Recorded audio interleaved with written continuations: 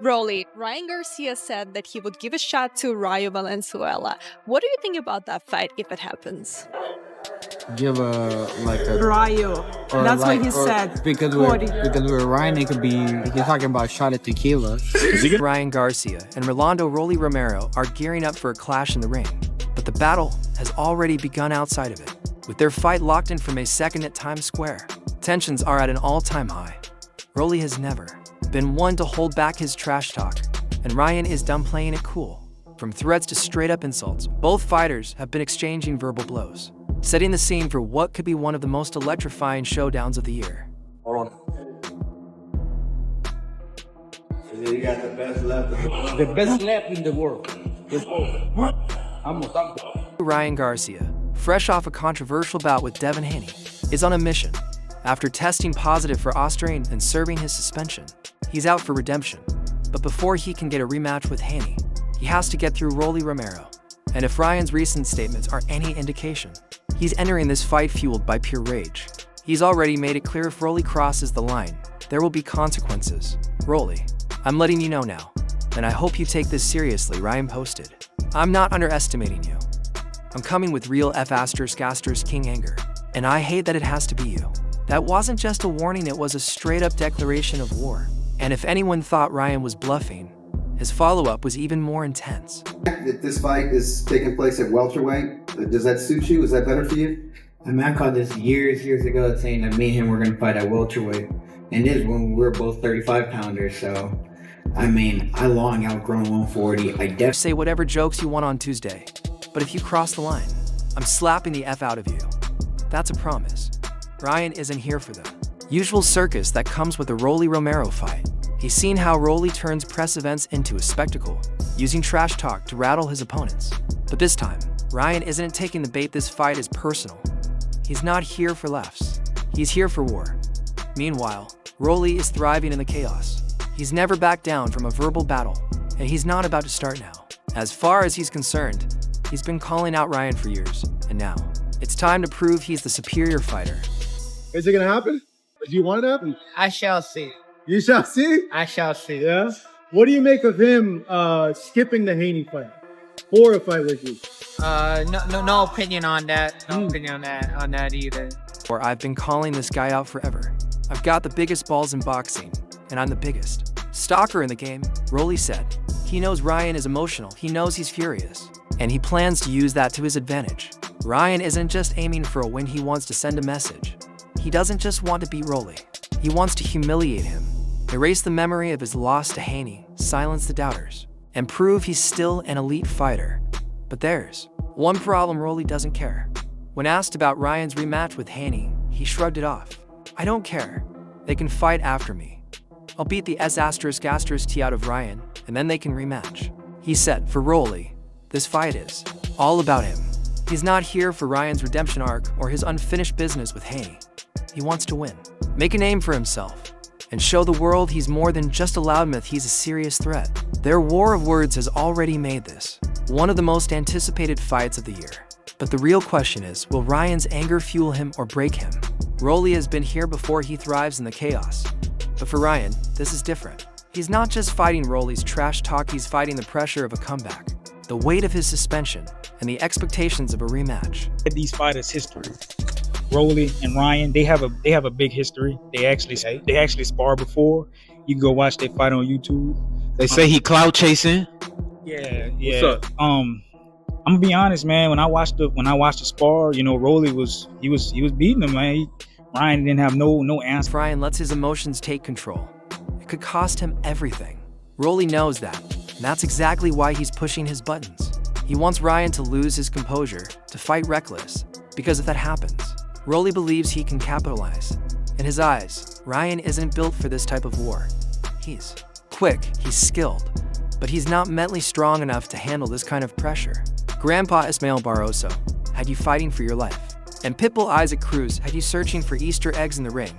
Ryan shot back at Rolly's trash talk, and I'll have you laying your gloves down like an MMA fighter retiring. He's a fighter that can come and fight. He's hungry. He's hungry to get on top. He's hungry to be world champion. Ryan has made it clear he's not just coming to outbox Rolly. He's coming to destroy him. But Rolly is no stranger to being underestimated. People have doubted him his entire career, and he loves nothing more than proving them wrong. For all the threats, all the insults, the reality is this fight could go either way. Ryan is the better technical fighter. He's faster, stronger, and more polished. But Rolly has a way of making things messy. He knows how to turn a boxing match into an all-out street fight, how to drag opponents into deep waters, and how to test their will to fight. Ryan Garcia going up to 147. I'm not going to say, I think he's going to be fast. I'm not sure if his strength is going to translate to 147. It went with him to 140, but that doesn't mean it's going to go with him to 147. But one thing is undeniable. Ryan Garcia's left hook isn't just dangerous, it's a career ender.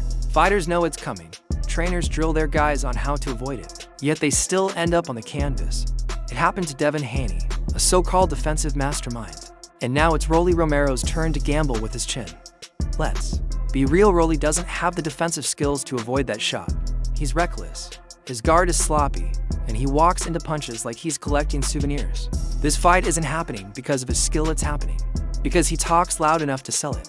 But when that left hook lands, all the hype disappears. Oh, rough sparring, I guess, but he continued to use that sparring to, kind of boost up his career. It's just sparring. We're gonna see in the real. The wildest part, Rolly doesn't seem to care. He's acting like Ryan's knockout power is a myth, like he's just going to show up at Times Square for a light sparring session. But there's a reason Devin Haney, a fighter once hailed as the future of boxing, was forced into survival mode against Garcia. That left hook shattered the illusion of Haney's so-called invincibility. Nobody wants to admit it, but Ryan exposed Haney in a way that can't be erased. Haney's fans spent years claiming he was an untouchable ring general, yet Garcia made him look like just another fighter. That's the uncomfortable truth nobody wants to say out loud. Romero and Ryan Garcia would be an amazing fight. Me and Ryan sparred way back when. We sparred twice, and there's always it's gonna be. That fight will sell out. I know that fight will sell out. That's one. And if Devin Haney couldn't withstand that left hook, why would Romero? He's already shown he doesn't handle power well. He got knocked out cold by Dravona. Tank Davis when he tried his usual reckless rush, and Isaac Pitbull Cruz had him looking completely lost. The only reason Rolly is still relevant is because he lucked into a belt, and Turki Alalshik saw an opportunity to throw him into the spectacle. This isn't about sport, it's about entertainment. And Rolly, he's playing his role perfectly loud, over the top, and ultimately replaceable. He's the villain being fed to the hero.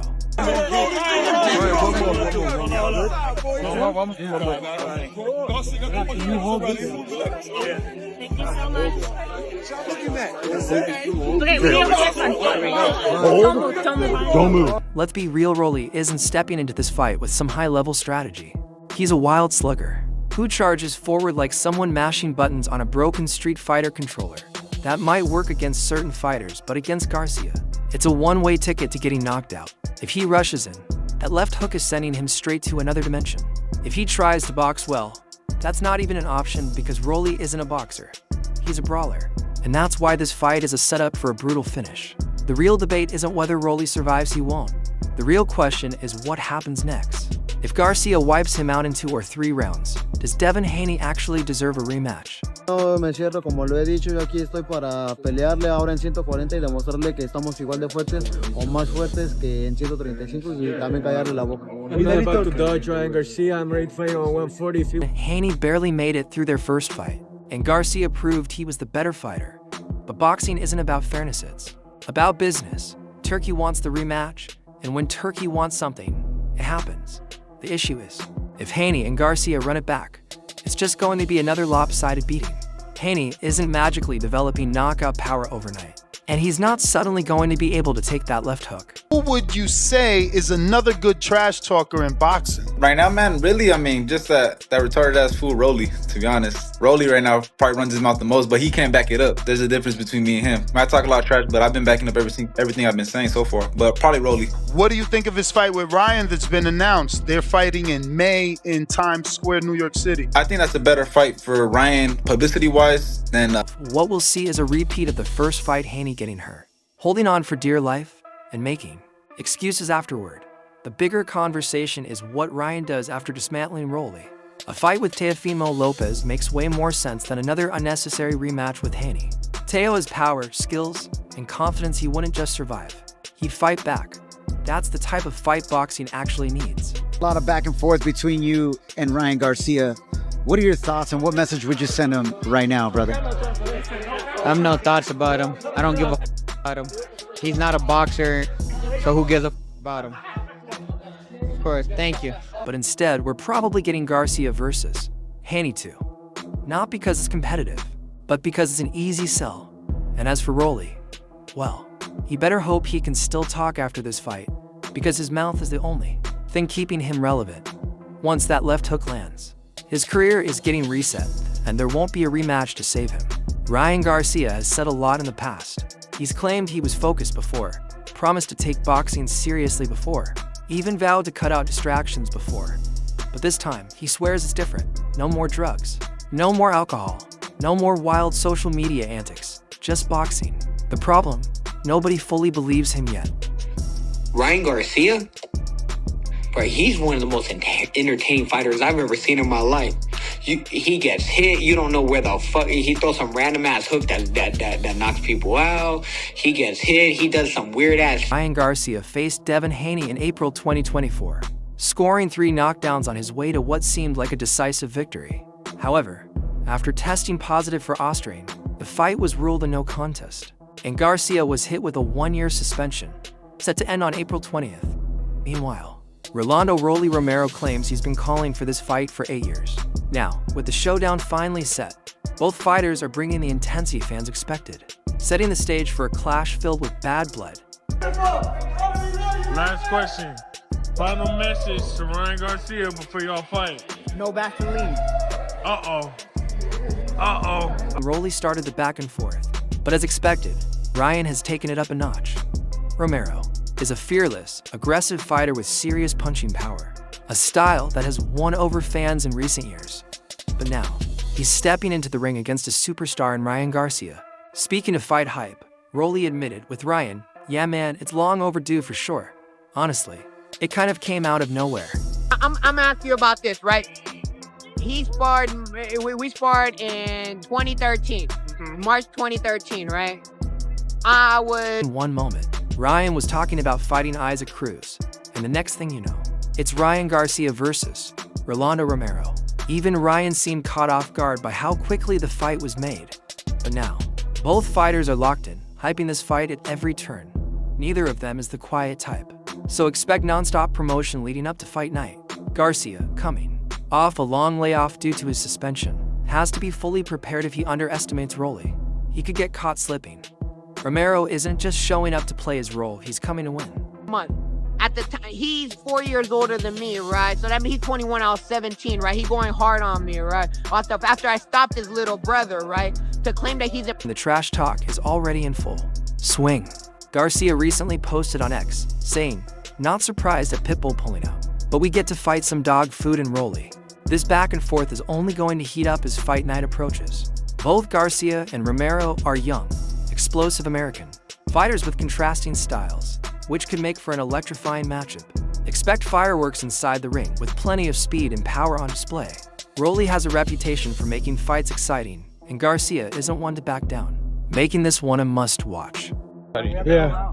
So you Pitbull in New York, Times Square. Yeah, Times Square, yes. Nice, man. What, I guess curious, how does the fight go in your opinion? I know you guys have been circling each other. Garcia started the war of words by stating that after his fight with Romero, he plans to take on Isaac Cruz in May once his boxing ban is lifted. But he can't afford to overlook Rolly, who is only to career losses, one to Travona, Tank Davis, who also stopped Garcia, and the other to Isaac Pitbull Cruz, a fight that took a toll on Romero's career. Despite that, Rolly is hungry to prove himself, and he's not stepping in as an easy opponent. Are you gonna walk around the whole fucking shit? Yeah, I know. But yeah, I mean, this is a fight that I feel like the fans wanted for a long time until he lost. So Garcia knows he's in for a dangerous fight, as Romero carries legitimate knockout power. However, unlike Pitbull Cruz, Rolly doesn't have an iron chin. His durability has been questioned, especially when compared to Cruz, who has drawn Mike Tyson comparisons. Garcia, on the other hand, wants to remind everyone that he's one of the most devastating punchers in the division, with a left hook that ends careers. If Rolly comes in aggressively looking for the knockout, he'll give Garcia a massive target to counter. This fight isn't just about beating Romero, it's about shaking off the ring rust and sharpening his skills for a potential rematch with Haney. Got a lot of things ahead, but fight-wise, I either want to fight the 154-pound champion, Sebastian Fundora, or I want to fight Isaac Cruz. Yes, in May, we're fighting there. It's going to be another huge event, and I'm ready. Ryan Garcia confirmed, despite his loss. Romero remains a fan favorite. He's a big guy with an exciting style that people love. The buzz surrounding this fight is insane, especially with the international attention it's getting. In London, massive crowds gathered, and Turkey was at the center of it all.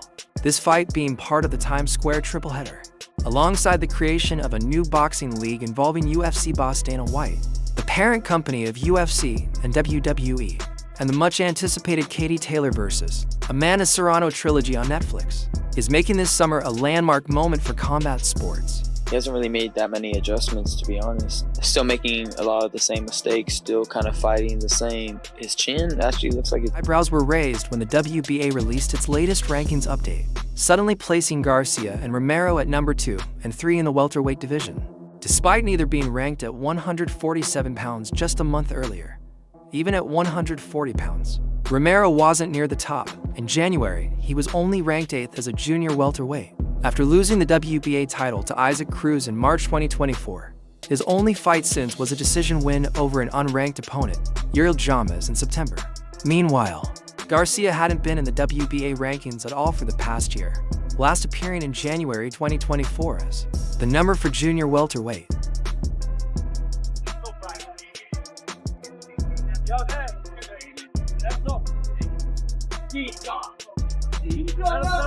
When Garcia signed to fight Devin Haney for the WBC title, the WBA removed him from its rankings. His continued absence was likely due to his suspension after testing positive for PES, following his overturned victory against Haney in April 2024. Now, Garcia and Romero are suddenly back in the WBA rankings and sitting near the top. And while it's shocking, it's not unexpected. This is just how boxing works, especially with sanctioning bodies like the WBA. If the winner of Garcia versus Romero ends up facing the victor of Haney versus Jose Ramirez, or Teofimo Lopez versus Arnold Barbosa, the WBA will easily rake in over $1 million just by slapping another unnecessary belt onto the fight. Right back. That's how we know we got it. It's your fucking lie. Right back. Let's go. Lie. Doesn't even account for the countless other fees the WBA forces fighters, promoters, and managers to cough up. The sport doesn't need these extra titles. This fight doesn't need a meaningless belt to grab attention, but the WBA thrives on them, and that's why they keep popping up. Gervonta Tank Davis, who recently fought to a draw with Lamont Roach, has faced both Garcia and Romero in the ring. When asked which fighter packs the bigger punch, he didn't hesitate. Back in 2022, Davis maintained his undefeated streak by knocking out Romero in the 6th round in New York. Now look to the right. Look to the right. Hey, Ryan. All right, good job. Rolling. A year later, Davis secured another high-profile victory, this time against Garcia, delivering a brutal body shot that ended the fight. Now, Garcia and Romero are set to clash in Times Square in one of the biggest boxing events of the year. If Garcia wins, he positions himself for a rematch with Devin Haney, who will also be fighting on the same card. Garcia enters the bout as the clear favorite, but when asked who punches harder, Davis didn't hesitate. "I ain't gonna lie, Rolando hits hard. People sleep on him," Davis told Fight Hype. I'm gonna compare Cruz to a puncher like me. Romero here in the first round! One, I'm bigger than both of them. Doesn't have a chin, so he's going to get caught. But make no mistake, Rolly can hit, bro. He's the only guy who, when he swung, it felt like he had bricks in his gloves. If all goes as planned, both Garcia and Haney will handle business in May and set up a rematch later this year. Their first encounter in April was supposed to be a defense of Haney's WBC super lightweight title. However, Garcia came in 3 pounds overweight, making him ineligible for the belt. Despite this, the fight proceeded, and Garcia knocked Haney down 3 times en route to a decision victory, only for the result to be overturned when Garcia tested positive for banned substances during fight week.